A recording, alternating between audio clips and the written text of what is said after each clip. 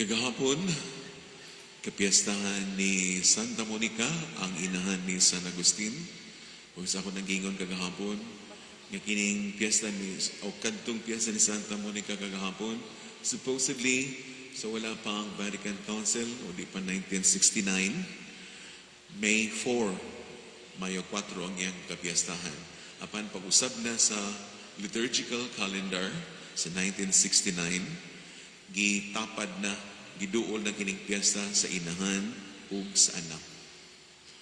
Ambot, suggestion dili, mga gamahan natin galing mga Augustinians, kaniyanto, ng panahon na, ng mga siyem-sayro nila pagpabalhin ang kapiyastahan para tapad na sikit ra ang ilang kapiyastahan.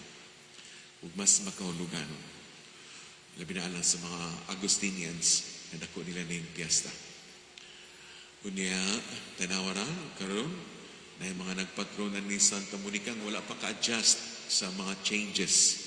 Nagpabilin lang gyapon sila nga piyesta nila May 4, sama sa pinamungahan ug sa kawayan dalaget.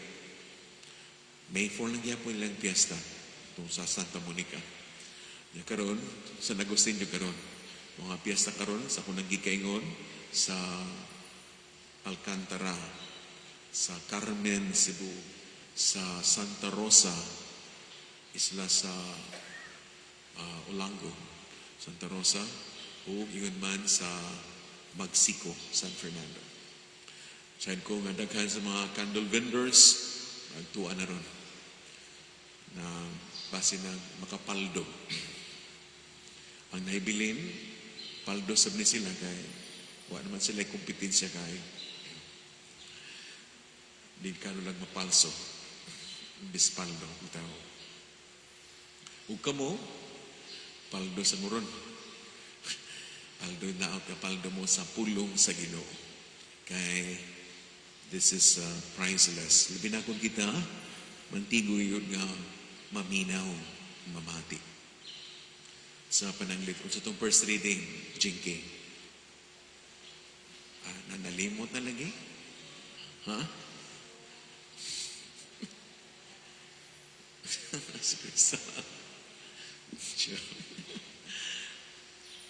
Puldo na ulit palsa ng Jinky di daw ilang kumutawag ni Upling kinagmuro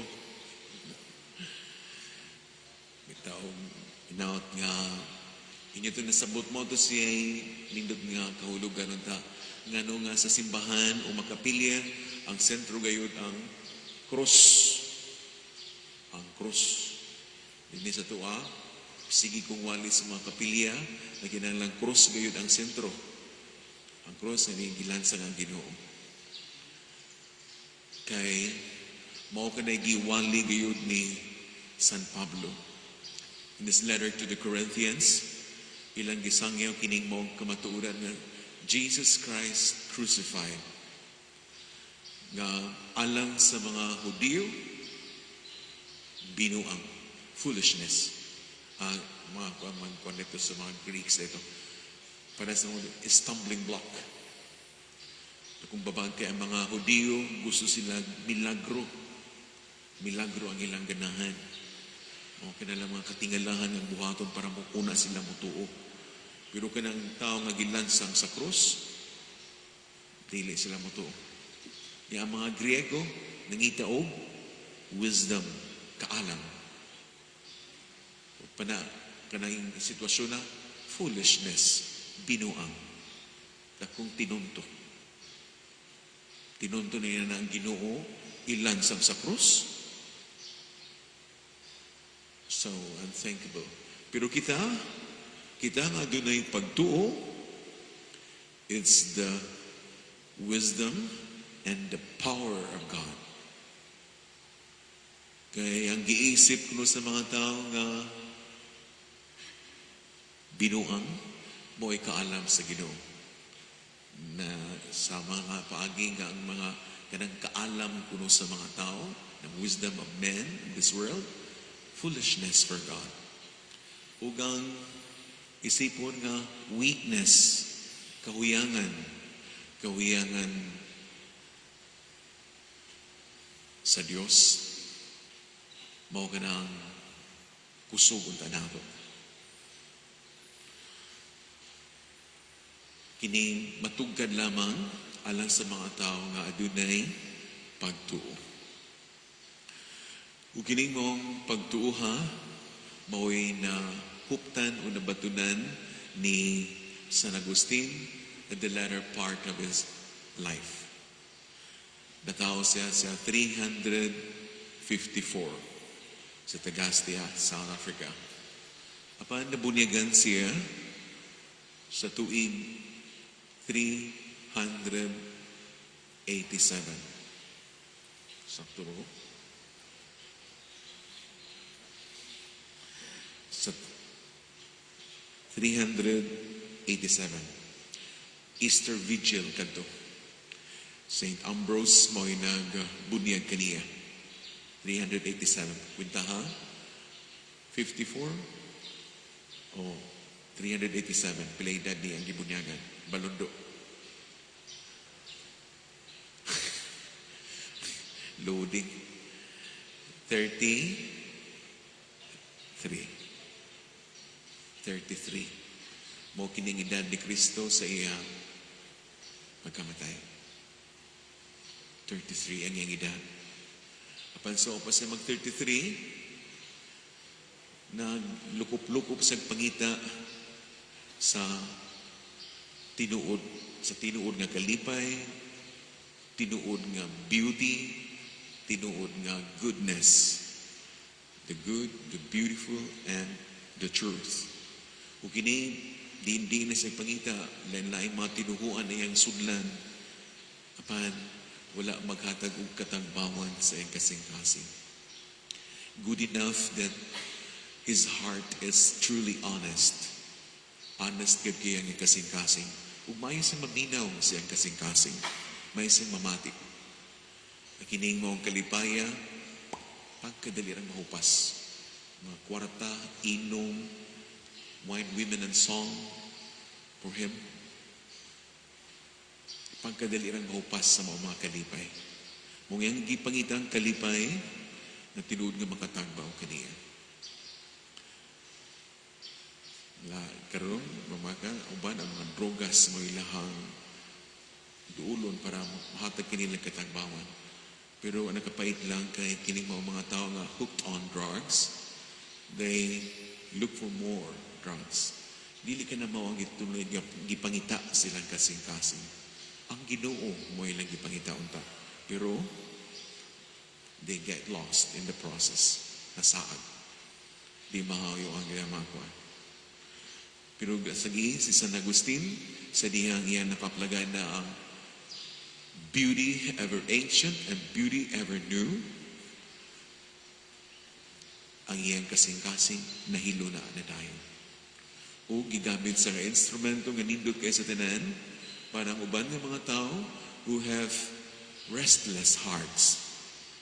Musunod unta sa iyang mga panigingnan. Kanya hinaot nga dili lang ang mga nagpatron kaniya itong mga lugar nga kung gisgutan nga nagpiesta karon, kung lakip na kita. Kung natuwa kining mong sundon, kining mong estiluha, sobra pas paldo.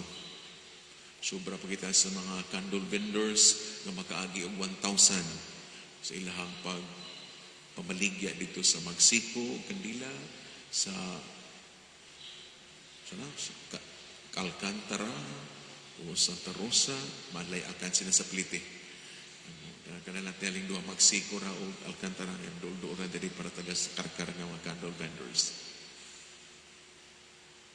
Kay kanang mangiligya ka dito halinan lang ka dito 1,000, pilahay na kay dali ra mahurot.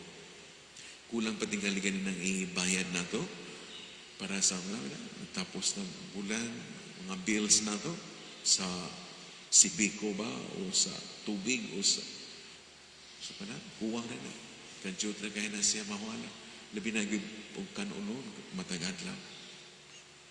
Whereas kung ang anuang kasing-kasing nahalo na diha sa Ginoo at sa makitaan